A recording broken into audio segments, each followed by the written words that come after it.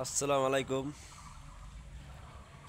আমরা এখন এসে গেছি দারোয়ানি টেক্সটাইল মিল। কত সুন্দর গাছপালা, কত সুন্দর গাছপালা। এটা হলো পানির ট্যাঙ্কি, এটা হলো পানির ট্যাঙ্কি। কত সুন্দর দেখেন, কত সুন্দর গাছপালা, হেভি সুন্দর গাছপালা। জায়গাটা আমাকে হেভি সুন্দর লাগলো।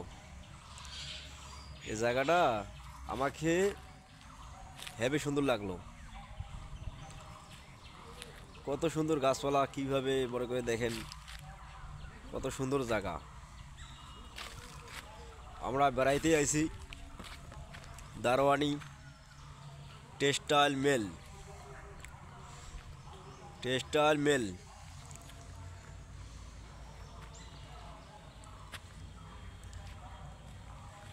আমরা বাড়াইতে আছি দারোয়ানি টেক্সটাইল মিল।